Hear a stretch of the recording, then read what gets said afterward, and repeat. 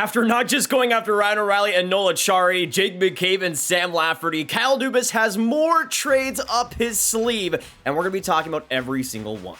We got trades involving Rasmus Sandin, Pierre, Engvall, Luke Schenn going to Toronto, all of it broken down today, so watch till the end and let's get straight into it. Now the first trade we saw was a big one involving Washington and Toronto and Rasmus Sandin, and immediately when this deal happened, I kind of thought that there had to be something more to this trade just because of how weird it was, but the Capitals would end up getting Rasmus Sandin, young blue liner for the Leafs. In exchange, the Leafs would end up getting power play and offensive D-man Erik Gustafsson, as well as a first-round pick, which was the Bruins, which the Caps got in the Dmitry Orlov deal. But I do like this trade a lot for Washington. They get rid of Erik Gustafsson, and at first they got an Orlov deal, but getting Rasmus Sandin, who is age 22 and making $1.4 million again for this year as well as next. To me, we've kind of seen them retool already a lot at this year's deadline, but Sandin is really one of the biggest pieces they've added. Of course, they give up the first-round pick they got in the Dmitry Orlov deal, but at the same time, I think it could be worth it with how depleted that defense has been. I think recharging with a player like Sandin, even though he hasn't been that proven outside of bottom pair minutes, I think could still be a great addition for them. And for the Leafs, they get a first-round pick, which they might end up trading for somebody else, but in Erik Gustafsson, he's having one of the best seasons he's ever had.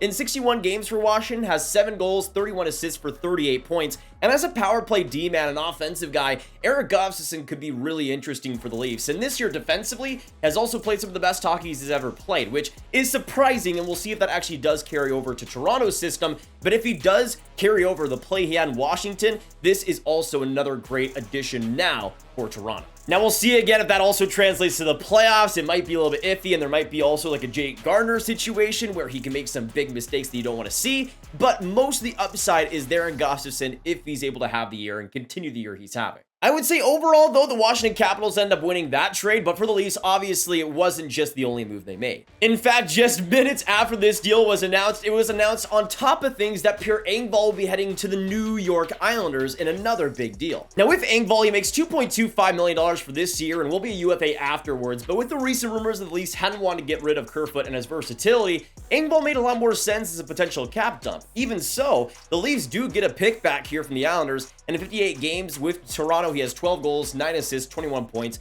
Was always pretty fine in his role, but the cap hit was obviously a big issue for Toronto. They get rid of that, and that bottom six is pretty solidified now. As for the Leafs return, you'd maybe think that the Leafs have to pay a little bit to get rid of Engvall, but no, they actually get a 2024 third-round pick back from the Islanders. So it's obvious that the Islanders really wanted to have Engvall, which, I mean, good for them, I guess, but getting a third-round pick is pretty good value for him.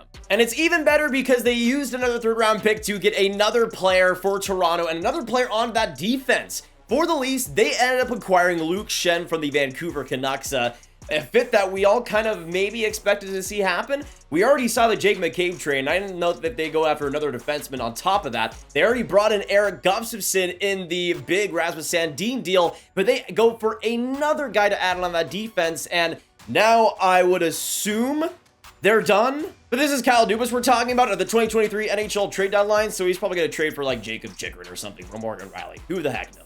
But with the actual deal itself, the Leafs end up acquiring Luke Schenn for the 2023 third-round pick, and that's what will be going back to Vancouver. We heard a lot of rumors about what the return could potentially be, but it was always around that third-round pick level, and I think for the Canucks especially, getting rid of Schenn, at least locker room-wise, does hurt, but for a player like a rental like that, I think a third-round pick is pretty fair value.